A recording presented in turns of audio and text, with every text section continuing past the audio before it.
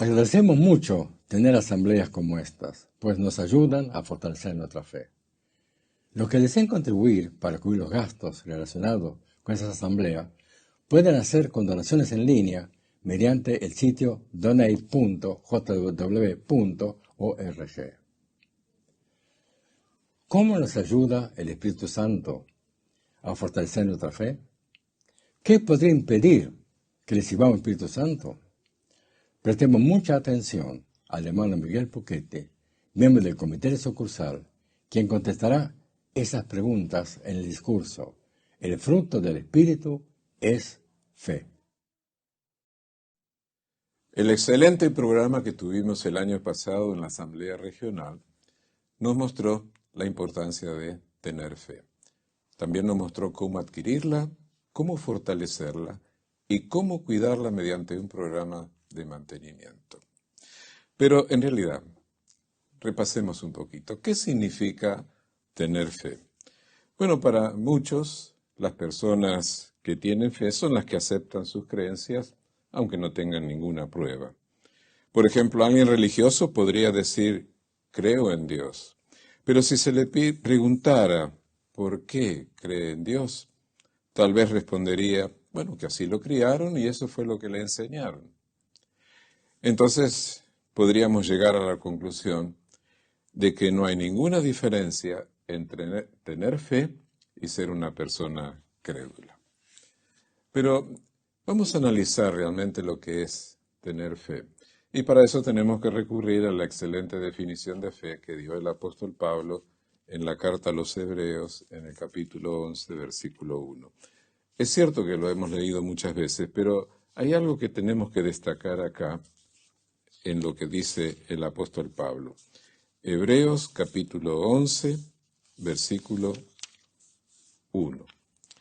Dice, la fe es la certeza de que sucederá lo que se espera, la prueba convincente de que existen realidades que no se ven.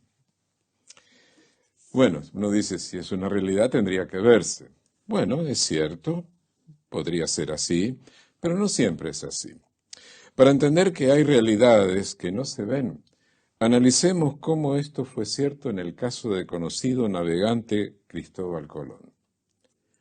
Él sostuvo que la Tierra era una esfera, que era redonda.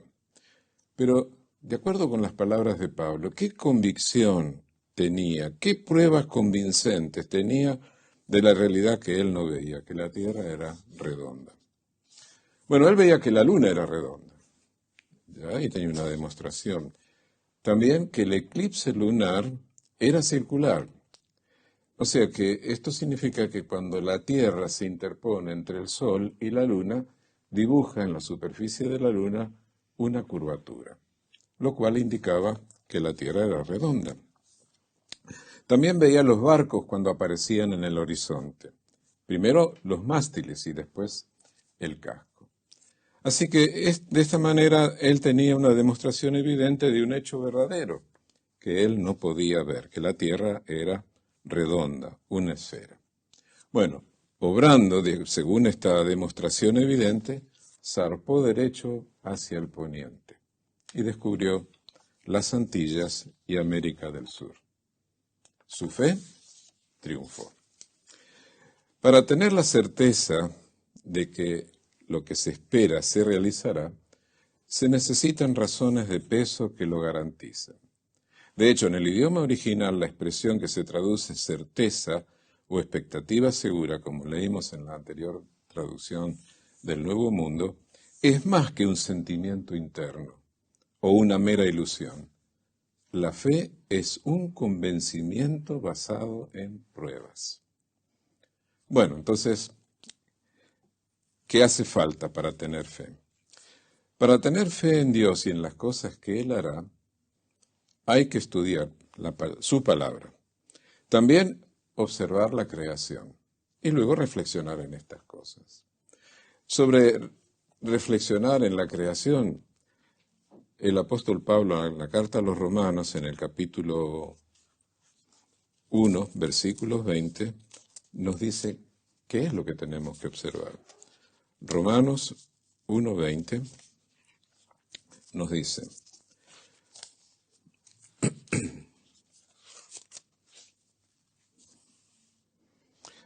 porque sus cualidades invisibles, hablando de las cualidades de Dios, su poder eterno y divinidad, se ven claramente desde la creación del mundo, pues se perciben por las cosas creadas, de modo que ellos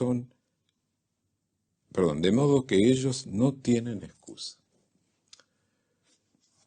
Sí, tenemos que observar la creación, pero a veces la creación no nos dice todo. Por ejemplo, supongamos que usted esté caminando en un ambiente campestre y en un camino rural y pasa por un lugar donde ve un grupo de vacas pastando.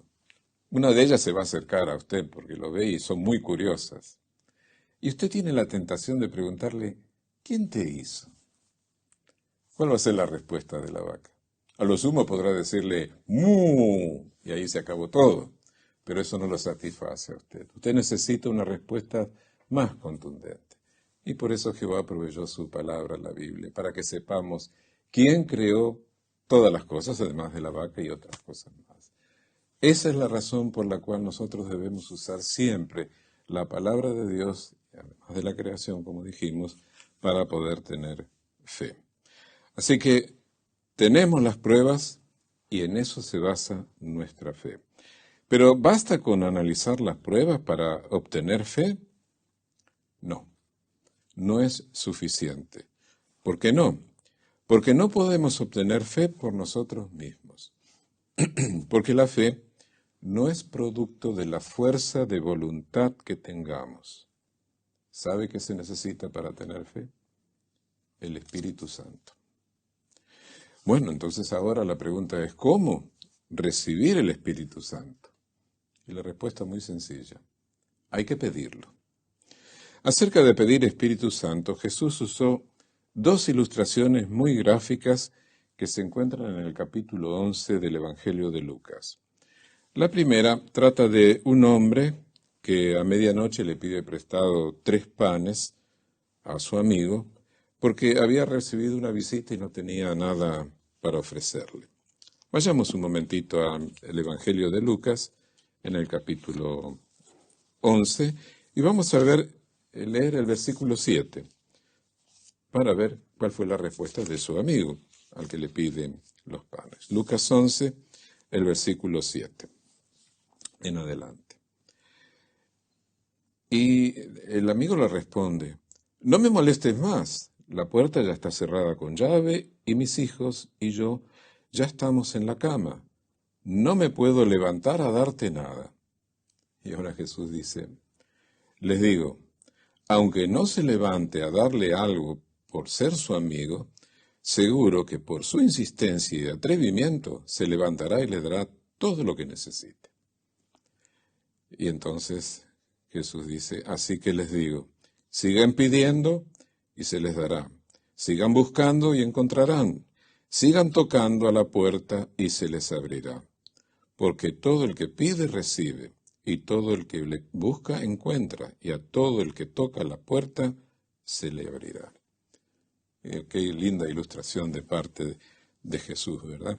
Pero no solo Jesús brindó una ilustración, sino la segunda ilustración la encontramos en el versículo 13. Allí Jesús dice: por lo tanto, si ustedes, aunque son malos, saben darles buenos regalos a sus hijos, con mucha más razón el Padre en el cielo les dará Espíritu Santo a quienes se lo piden. ¿Ves? Qué linda ilustraciones usó Jesús para grabar en nosotros la importancia de pedir Espíritu Santo. Así que, ¿vio qué simple es? Es un asunto de pedirlo, sin ningún costo.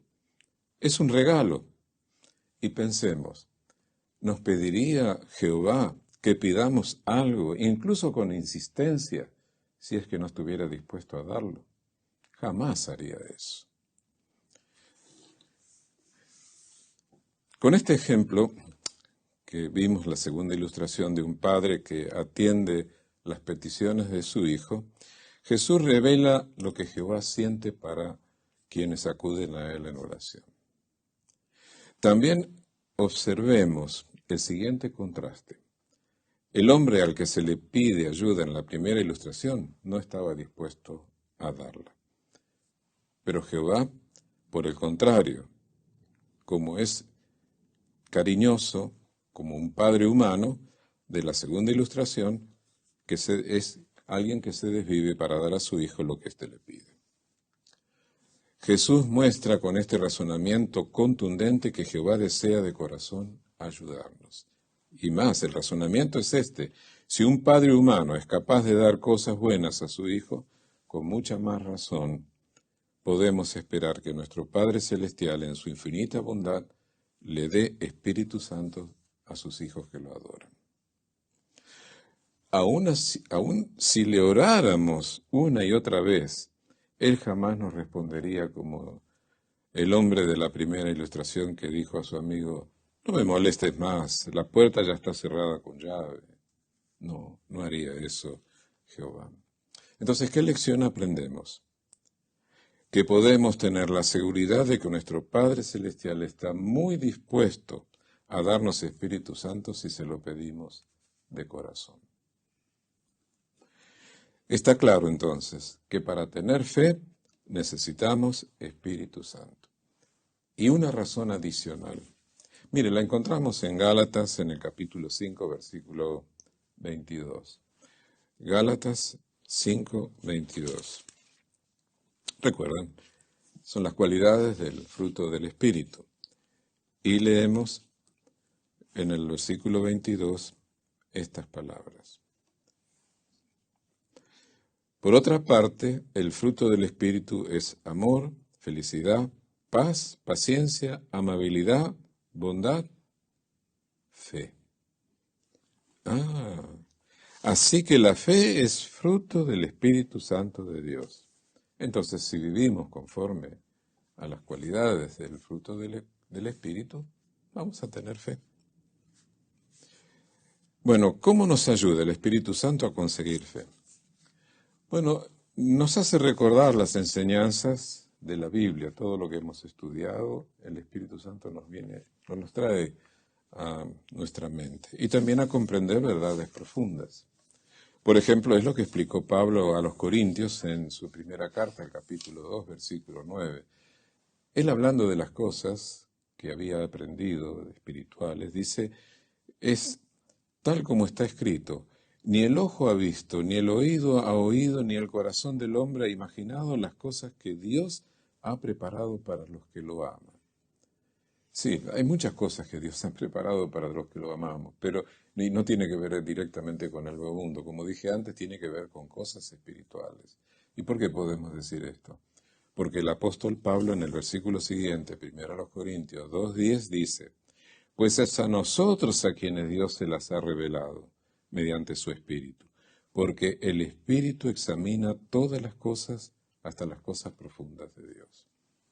Por eso necesitamos ese Espíritu, porque cuanto más conocimiento y entendimiento tengamos de la Biblia, más fe tendremos, porque la Biblia fue inspirada también por ese Espíritu. Además, el Espíritu Santo nos ayudará a pensar como piensa Jehová, y entonces podemos hacer cabalmente su voluntad.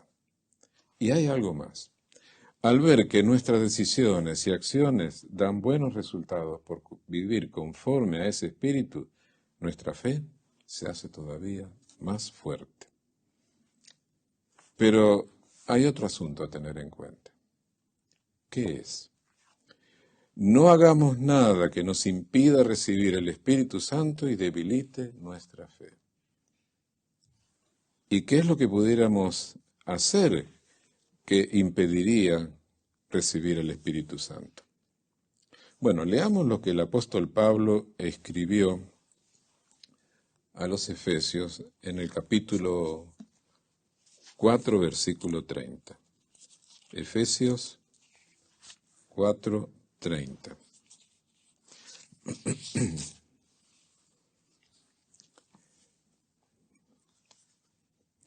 Dice: además, dice el apóstol Pablo, después vamos a ver a qué se debe ese además en otro pasaje que vamos a analizar del mismo capítulo 4 de la carta a los Efesios. Así que conserve, si puede, su Biblia abierta allí o su dispositivo. Dice, además, no estén entristeciendo al Espíritu Santo de Dios. ¿Entristecer al Espíritu Santo? Sí, sí, podemos entristecer al Espíritu Santo si nos acostumbramos a pasar por alto su guía. Pero si andamos y vivimos por Espíritu Santo, no nos dejaremos vencer por los deseos carnales ni por actitudes o manifestaciones impropias.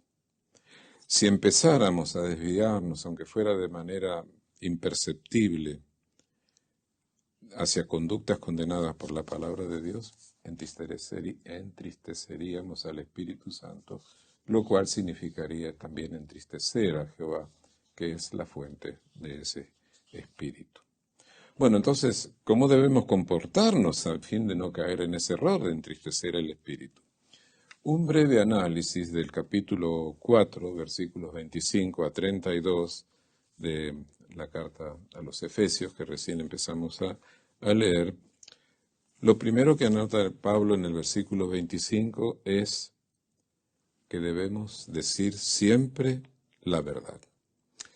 Leámoslo, el versículo 25. Por tanto, ahora que han abandonado todo tipo de engaño, que cada uno de ustedes diga la verdad a su prójimo, porque todos somos miembros que nos pertenecemos unos a otros. Decir siempre la verdad. Y sí, si no decimos la verdad, estamos diciendo mentiras. ¿Y qué es mentir? Mire, una sencilla definición. Decir algo falso a alguien que tiene el derecho de saber la verdad.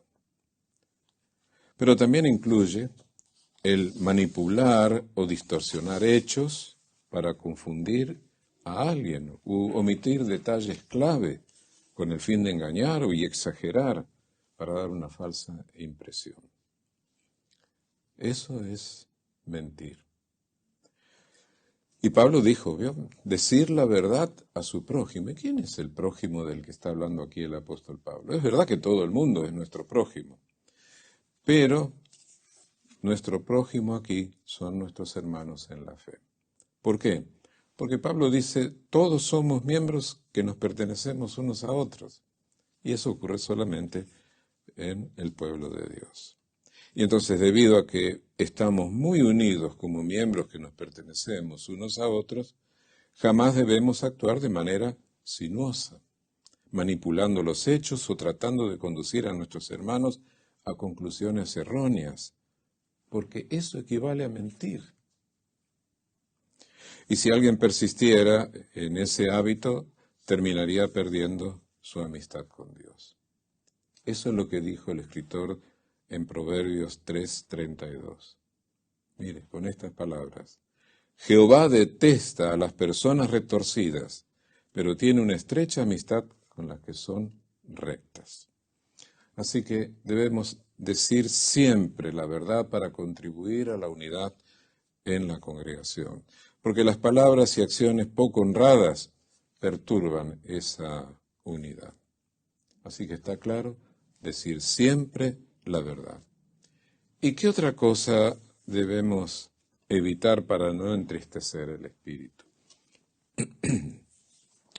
Resistamos los ataques del diablo y no dejemos que nadie o nada dañe nuestra espiritualidad.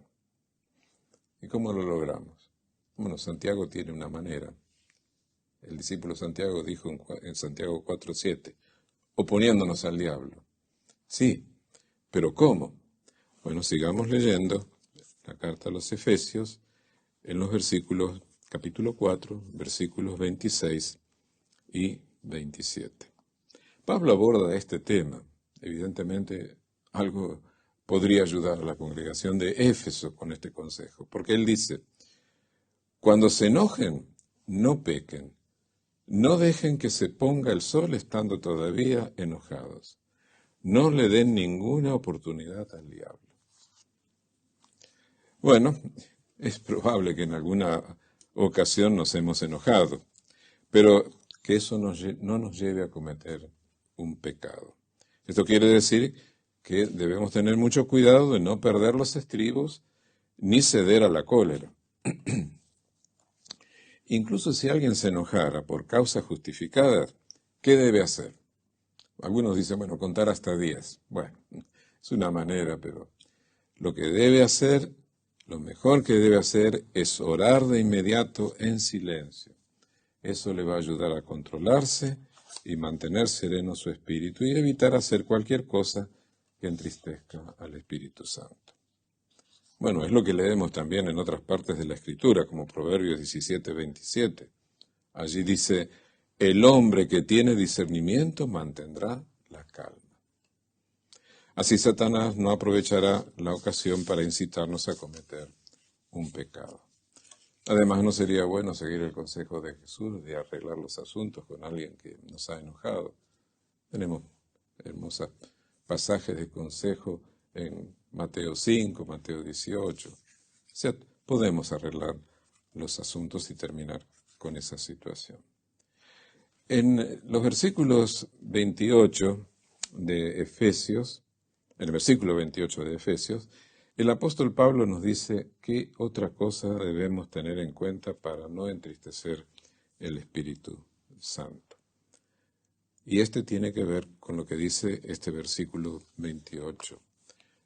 No ceder a la tentación de robar o actuar con falta de honradez. Pero leamos lo que él dice. Que el que roba ya no robe más, sino que trabaje duro, haciendo con sus propias manos un buen trabajo, y así tenga algo que dar a quien lo necesite. Sí, si un cristiano robara, estaría hasta deshonrando el nombre de Dios. Es lo que escribió en Proverbios 37:9, el escritor. Dijo, 2 cosas te pido, orándole a Jehová. No te niegues a dármelas antes de que me muera. Llévate lejos de mí la falsedad y las mentiras. No me des ni pobreza ni riqueza. Solo concédeme comer mi ración. No sea que me sacie y reniegue de ti diciendo, ¿quién es Jehová? O termine en la pobreza y robe, deshonrando así el nombre de Dios. Está claro, nada justifica el robo, ni siquiera la pobreza. Quienes amamos a Jehová tenemos muy claro este principio. En el análisis que estamos haciendo del capítulo 4 de Efesios, en el versículo 28, que hemos leído, el apóstol Pablo no se limita a decirnos qué es lo que debemos evitar para no entristecer el Espíritu Santo. También nos dice lo que tenemos que hacer. Por ejemplo, como leímos, si vivimos y andamos conforme a ese espíritu, seremos buenos trabajadores para mantener a nuestra familia e incluso tener algo que dar a quien lo necesite. Claro, esa es la manera de obrar. Nunca debemos llegar a ser como Judas Iscariote. Aquel traidor no seguía la dirección del Espíritu. En cambio, nosotros sí la seguimos y nos comportamos con honradez en todo. Así evitamos entristecer al Espíritu Santo. ¿A qué conclusión llegamos? A esta, que si alguien hiciera algo que impidiera recibir la influencia del Espíritu de Dios, su fe podría debilitarse y hasta morir. Pero si participamos en las actividades espirituales y estamos activos en la congregación, permitiremos que el Espíritu Santo nos dirija y el resultado, nuestra fe se fortalecerá. Pensemos en el siguiente ejemplo. Si un marinero quiere aprovechar el viento, debe hacer 2 cosas. Primero, tiene que llevar el barco donde sopla el viento, porque si se queda en el puerto, no se moverá. Y segundo, tiene que alzar y desplegar las velas todo lo que pueda, porque el barco solo se moverá si el viento hincha esas velas. Bueno, de modo parecido, solo podemos seguir sirviendo a Jehová si contamos con la fuerza de su Espíritu Santo. Y para ello debemos hacer también dos cosas, dar dos pasos. Primero, ponernos donde sopla el viento, es decir, participar en actividades que permitan recibir la guía del Espíritu de Dios. Y segundo, alzar las velas al máximo, participando en esas actividades todo lo que podamos. Si damos estos pasos, el Espíritu Santo nos impulsará para que sigamos sirviendo fielmente a Jehová, a pesar de las olas de oposición y las pruebas, y nos permitirá llegar al puerto del nuevo mundo de Dios. Sigamos esforzándonos por tener más fe. Jesús dijo, hablando con un hombre que le preguntó, tengo fe, pero ayúdame a tener más fe. Jesús no le contradijo, pero sí se prueba que alguien puede tener fe, pero puede necesitar más fe. Incluso los apóstoles que viajaban con Jesús reconocieron que necesitaban tener más fe.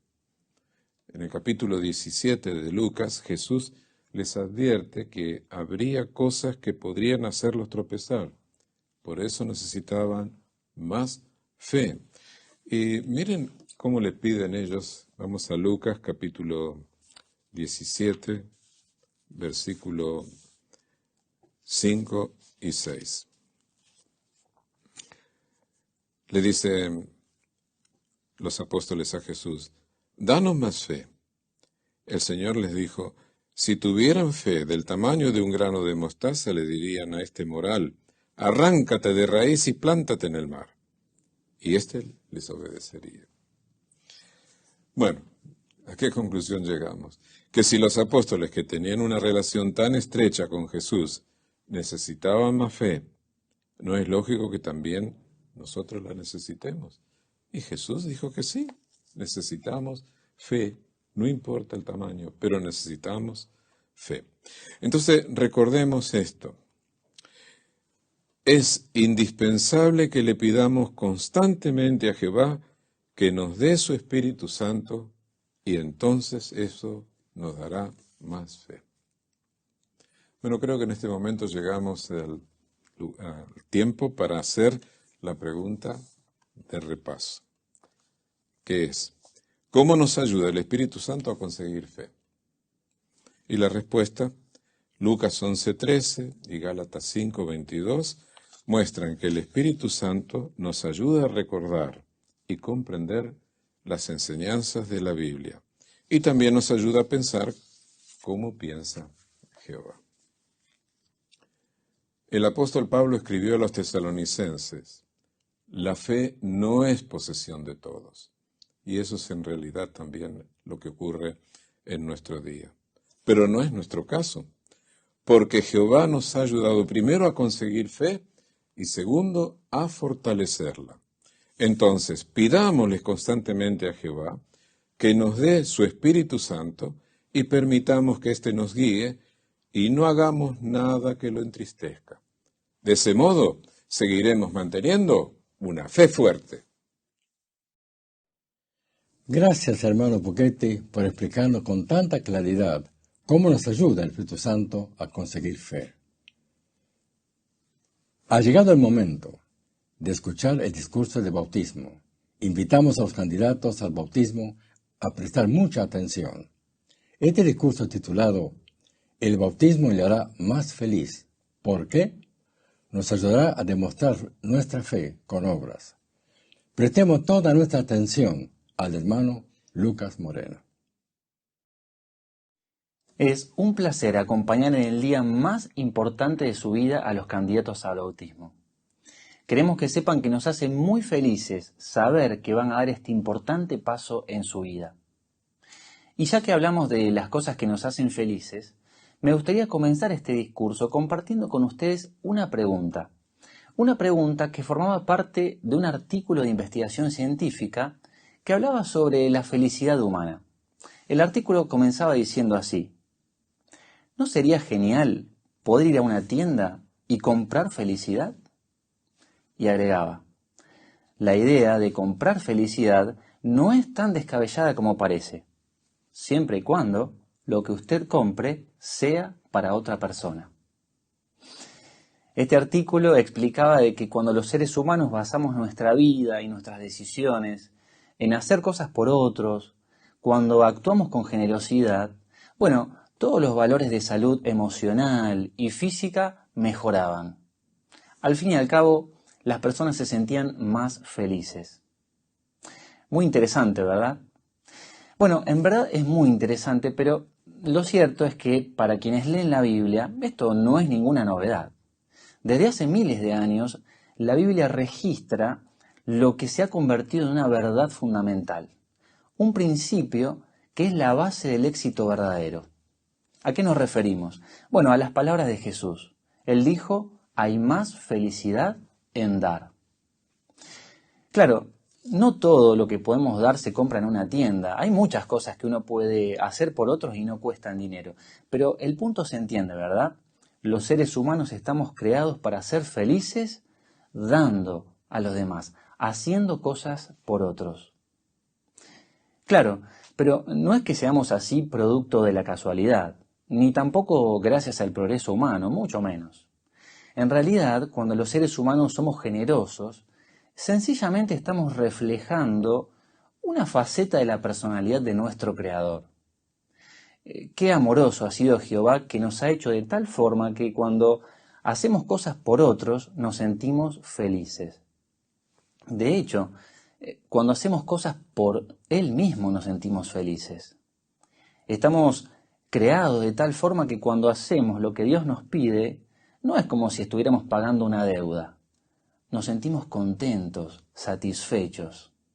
Sin lugar a dudas, es un privilegio conocer cuál es el propósito que los humanos tenemos, el cual Dios nos ha dado. Pero ¿a qué nos referimos cuando hablamos del propósito que Dios le ha dado al ser humano? Veamos lo que dice la Biblia, por favor. Los invito a buscar el libro de Apocalipsis, capítulo 4. Si pueden, por favor, acompañarme en la lectura, Apocalipsis, capítulo 4.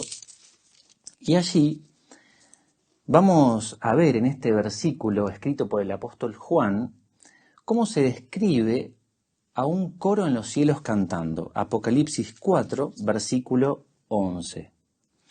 Allí dice, Jehová nuestro Dios, tú mereces recibir la gloria, la honra y el poder. Entonces, según estas palabras, solo Jehová merece semejante muestra de adoración, de admiración. ¿Pero por qué? Bueno, el versículo agrega, porque tú creaste todas las cosas y por tu voluntad llegaron a existir y fueron creadas.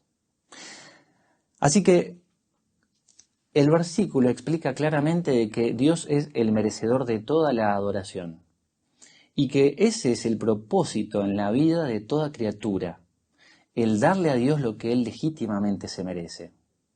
Así que, ¿cómo se esperaría que reaccione una criatura inteligente al comprender esto? Bueno, ¿verdad que estaría dispuesta a darle a Dios, como allí leemos, la gloria, admiración, respeto, honra? Pero ¿qué más podemos darle a Dios? ¿Notaron que allí habla? Y el poder. Sí, los seres humanos también tenemos la posibilidad de darle a Dios nuestro poder, nuestro tiempo, nuestras energías. Así que es muy lindo conocer que parte de nuestro propósito en la vida es darle a Dios nuestro poder, nuestro tiempo, lo que tenemos que consideramos valioso. Y en este punto del discurso podemos decir con total alegría que ustedes, los candidatos al bautismo, ya están haciendo precisamente esto. Ustedes han fortalecido su fe y se han presentado para dedicar su vida a Dios. Sin lugar a dudas que le están dando a Dios su poder. Ahora, como podrán imaginar, nos encantaría poder estar allí en persona con cada uno de ustedes. Sin embargo, estamos seguros de que su paso hacia el bautismo le va a demostrar a todo el mundo la decisión que ustedes tomaron. Le va a demostrar a Dios que ustedes quieren entregarle su propia vida. Así que queremos aprovechar esta ocasión para darles una afectuosa bienvenida en nombre de toda la familia de la congregación cristiana. Reflexionábamos recién en el significado de la dedicación. Cuando uno piensa en este término, y especialmente cuando uno piensa en este acto lleno de significado, el bautismo es sin lugar a dudas una muestra pública de que le hemos dedicado o entregado nuestra vida a Dios. Ahora, es interesante que en algunos idiomas que se hablan en nuestro territorio, por ejemplo el guaraní y el quechua, bueno, en estos idiomas no existe una palabra que se pueda traducir directamente para el término dedicación. De hecho, nuestros hermanos utilizan por lo general una variante de la palabra regalo. Así que cuando alguien dice, bueno, voy a dedicar mi vida a Dios, de alguna forma es como si dijera, Jehová, te regalo mi vida. Y está muy bien, ¿verdad? Qué lindo es pensar en que este acto de fe es un regalo de nuestra parte hacia Jehová. Sin lugar a dudas, un regalo que reporta felicidad. Ya se ha dicho alguna vez que lo que se regala no se pide.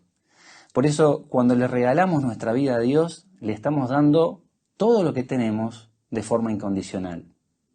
Y sabemos que todos ustedes han dado este paso con esa misma forma de pensar.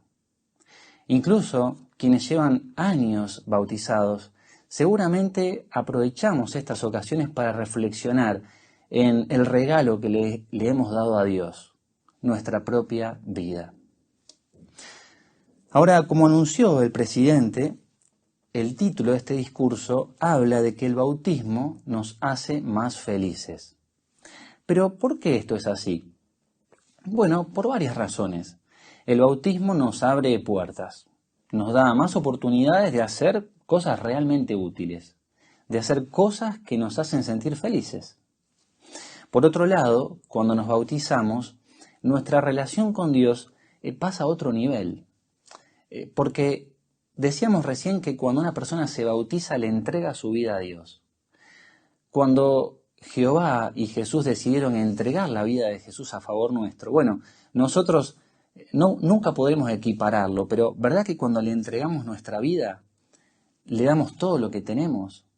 Y Jehová, que es un Dios agradecido, bueno, Él nos permitirá tener una relación más íntima con Él desde el momento en que nos bautizamos. Hay otras cosas que nos permiten experimentar felicidad. Por ejemplo, cuando uno se bautiza, se convierte oficialmente en testigo de Jehová. Y esto no es meramente un título. En realidad, cuando nos hacemos testigos de Jehová, formamos parte ahora de una gran familia mundial que tiene un propósito, un trabajo que hacer, metas y valores en común, un ambiente donde nos ayudamos entre nosotros. Así que habrán notado de que son muchas las razones que hacen de que el bautismo nos abra más oportunidades de sentirnos más felices. Claro, esto no está exento de sacrificios.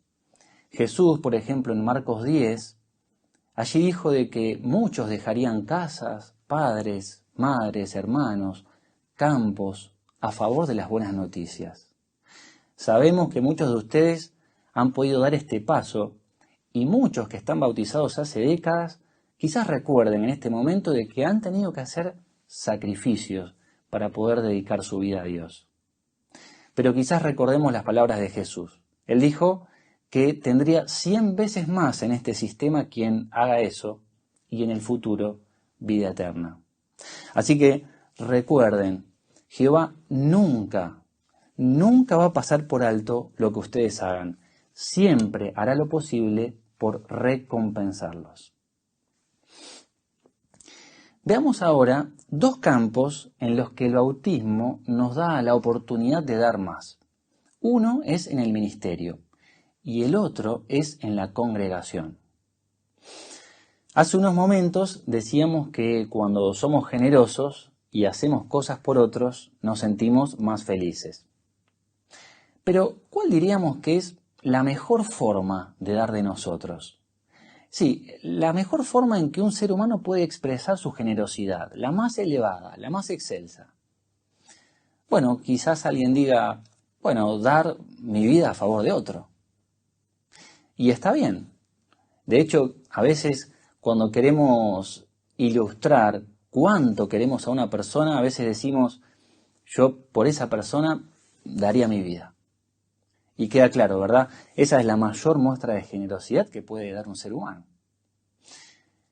Pero cuando lo comparamos con lo que hicieron Jehová y Jesús, nos damos cuenta de que ese mayor acto de amor en verdad valida esto que decimos, ¿no?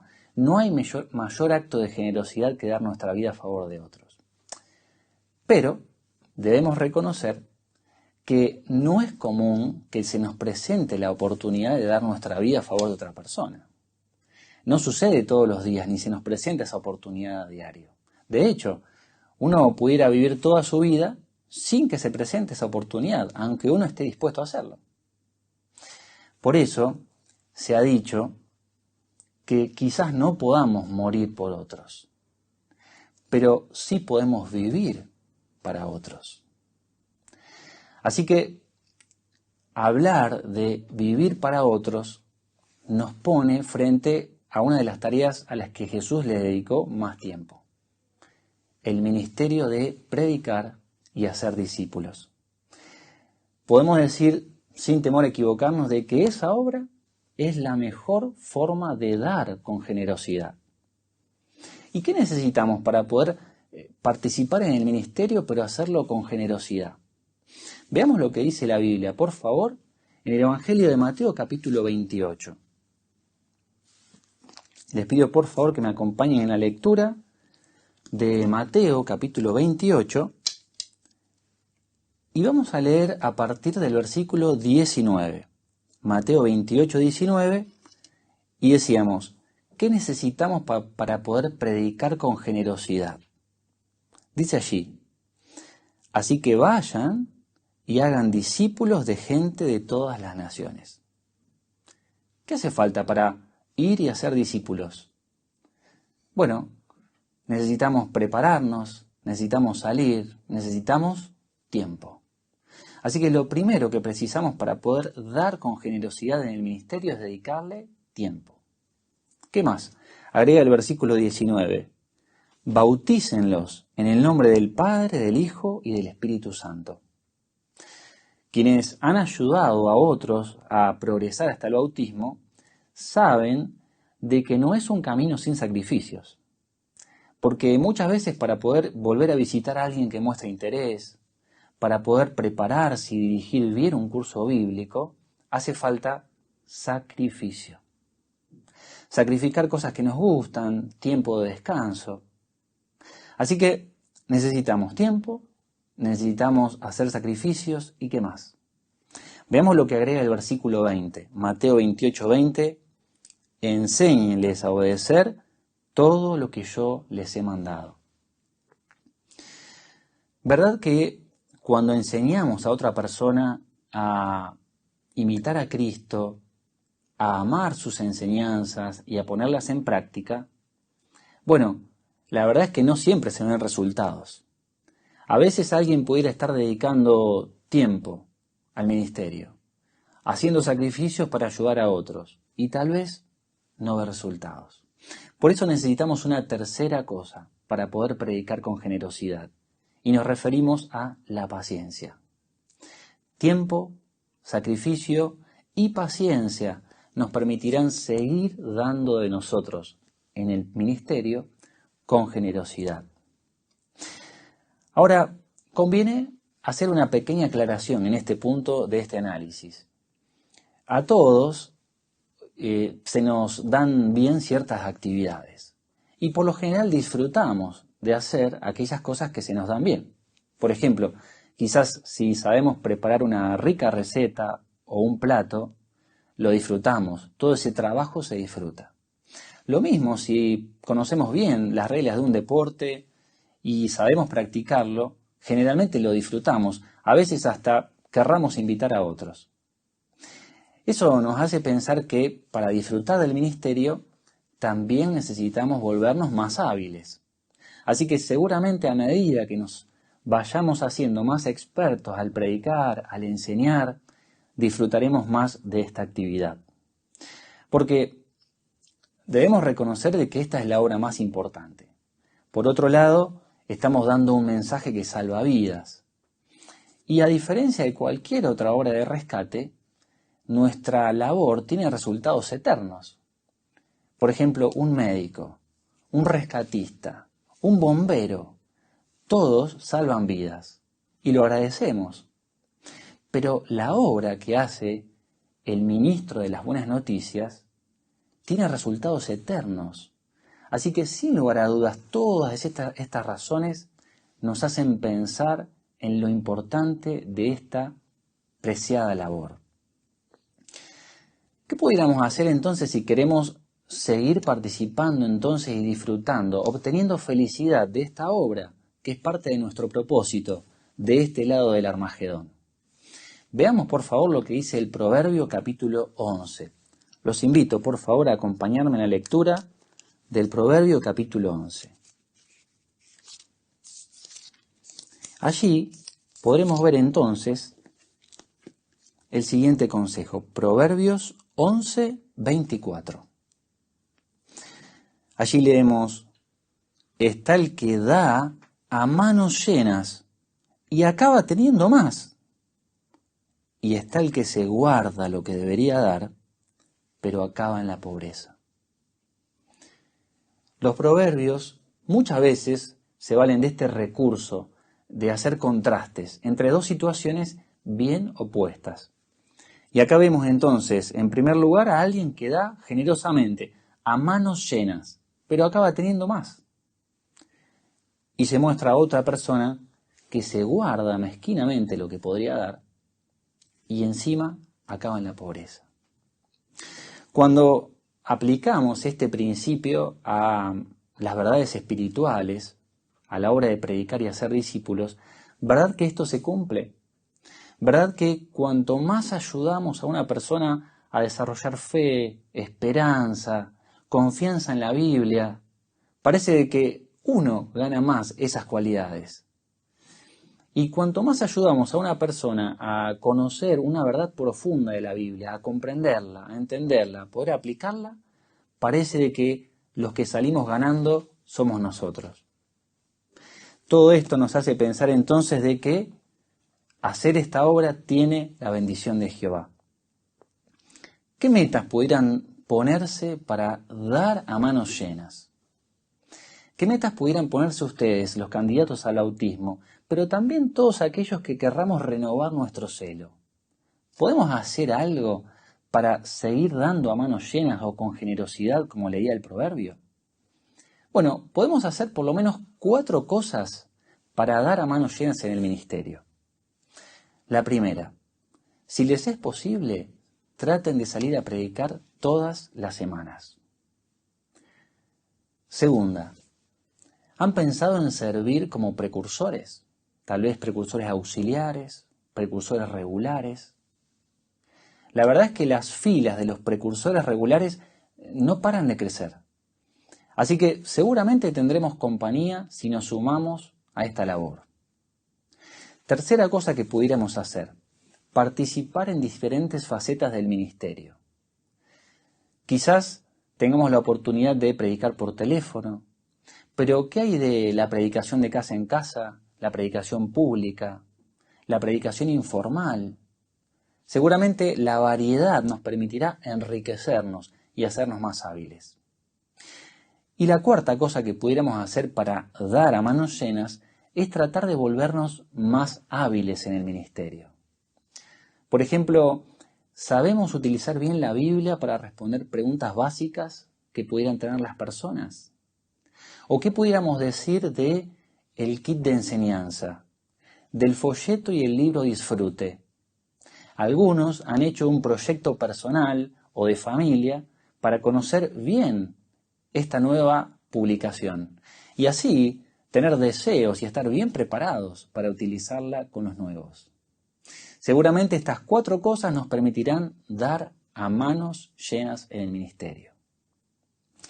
Claro, debemos reconocer que a veces por más que uno haga esfuerzos, varíe su ministerio, a veces aparecen allí montañas que pudieran impedirnos lograr lo que realmente queremos. A veces pudiera aparecer la timidez, la vergüenza, el temor, y todo lo que queremos hacer parece que es imposible de lograr.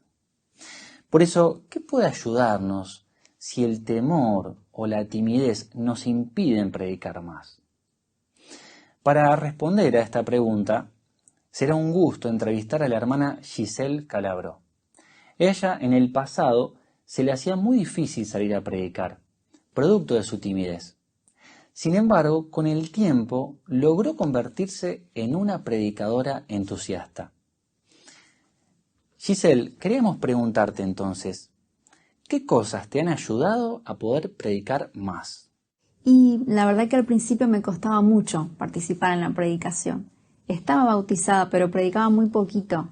Es que me ponía muy nerviosa el hablar con personas que no conocía, o pensar en la posibilidad de encontrarme con algún compañero de escuela, o llamar a la casa de los vecinos. Eso realmente era un sufrimiento para mí. Pero lo que me ayudó a participar más fue justamente esforzarme por pasar más tiempo en la predicación. Porque, claro, me daba cuenta que cuanto menos predicaba, más me costaba volver a salir, porque era como volver a empezar. En cambio, cuando me puse la meta de aumentar mi actividad, empecé a tener un ministerio más variado y con la ayuda de Jehová fui empezándome a relajar y a ganar más confianza, ¿no?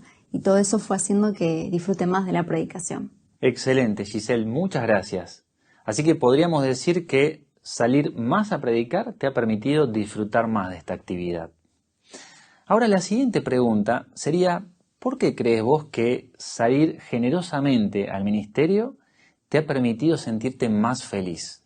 Y porque la predicación hace que no te concentres en tus problemas o en los obstáculos que tengas, sino en cómo ayudar a otros. Estás pensando en qué texto de la Biblia usar para animar a alguien o para responder a alguna pregunta que te hayan hecho en el ministerio. Y es como promete Jehová, cuando hacemos cosas por otros, somos felices. Así que pude comprobar lo cierto de esas palabras.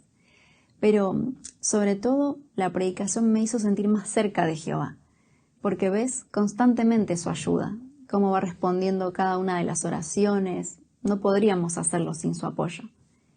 Y, por otro lado, ver cómo cambia la vida de las personas cuando conocen a Jehová, cómo Él las dignifica, eso realmente me hace muy feliz. Muchas gracias, Giselle. Apreciamos mucho tus valiosos comentarios. Hemos visto hasta ahora que dar de nosotros en el ministerio con generosidad nos hará más felices. Pero hay un segundo campo en el que podemos también mostrar nuestro amor, nuestra gratitud y nuestra generosidad. Y nos referimos a ayudar a nuestros hermanos en la congregación, nuestros hermanos en la fe. Según explicó el apóstol Pablo, todos nosotros tenemos un ministerio que es doble.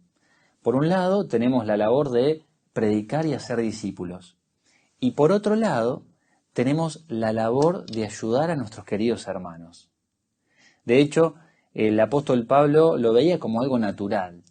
Él en una ocasión escribió de que él participaba en servir a los santos.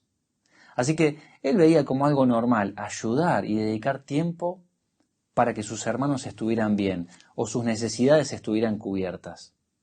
Claro, él razonaba de que si estamos dispuestos a dedicar tiempo a ayudar y mejorar la vida de personas que todavía no conocemos, con cuánta más razón deberíamos estar deseosos de ayudar a quienes ya forman parte de nuestra familia espiritual. Claro, el apóstol Pablo en una ocasión quiso ayudar a los corintios a ver esto de forma práctica.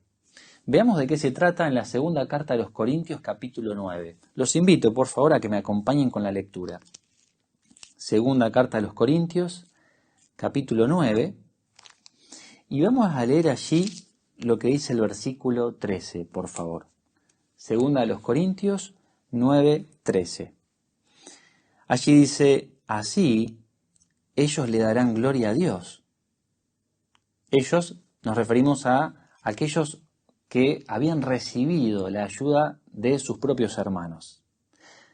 ellos le darán gloria a Dios porque estas labores de socorro prueban que ustedes son sumisos a las buenas noticias acerca del Cristo. Notaron que allí dice que cuando ayudamos a nuestros hermanos, demostramos que somos sumisos a las buenas noticias acerca del Cristo. En otras palabras, es como si el apóstol Pablo hubiera dicho que cuando ayudamos a nuestros hermanos, estamos aplicando las buenas noticias, las estamos llevando a la práctica. Eso que predicamos, lo estamos llevando a la práctica. Qué buen ejemplo nos ha dejado el apóstol Pablo. De hecho, las labores de socorro forman una parte importante de nuestra adoración, un aspecto de nuestro servicio sagrado. Durante los últimos años, muchos hermanos han dedicado de su tiempo, de sus recursos, para labores humanitarias, para ayudar a quienes lo necesitaban. Muchos han puesto a disposición de sus hermanos automóviles, recursos, incluso sus propias profesiones, todo a favor de sus propios hermanos. Seguramente Jehová se siente agradecido de ver tantas muestras de generosidad entre sus siervos. Por eso, pregúntense, ¿hay alguien en su congregación al que ustedes pudieran ayudar? Quizás haya alguien que necesite transporte, o tal vez que le hagan alguna compra. Es posible que haya hermanos en la congregación que sencillamente necesiten compañía. Seguramente todos nosotros podemos pasar tiempo con ellos o hacer cosas que les permitan a nuestros queridos hermanos percibir la mano generosa de Jehová. Sabemos que muchos de ustedes ven este ministerio de servir a los santos, de servir a sus propios hermanos, como una parte importante de su adoración. Por eso será un gusto en este momento entrevistar a la hermana Anabel Cuello. Quienes la conocen saben de que ella se caracteriza por ayudar a otros con generosidad. Lo disfruta, especialmente cuando hay hermanos mayores que necesitan ayuda. Por eso queríamos preguntarte, Anabel, ¿qué te motiva a ayudar a otros? En primer lugar, lo que me motiva es un profundo agradecimiento a Jehová. Y eso también me mueve a darle algo de lo tanto que me ha dado. Una forma práctica que he encontrado es hacer lo mismo con otras personas. Y para eso también me sirve de mucho ejemplo hermanos y hermanas que han sido un referente y siguen siendo un referente en mi vida. Un ejemplo de esto es la hermana que me dio estudio. A pesar de ser una hermana mayor y con escasos recursos, ella me dio un ejemplo muy grande de generosidad y hospitalidad. Por ejemplo, en la época de la visita del superintendente de circuito, ella tenía que hacer algunas modificaciones para invitar a todo el estudio del libro a su casa a almorzar junto con ellos. Y esto significaba desarmar su camita y hacer de su casa la sala del comedor.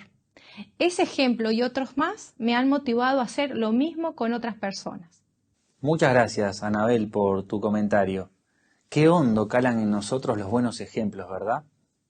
Ahora, la siguiente pregunta que quisiera hacerte es, ¿por qué crees vos que hacer cosas por otros te ha hecho más feliz? Bueno, siguen cobrando mucho valor en mí las palabras de la Biblia, donde dice de que hay más felicidad en dar que la que hay en recibir.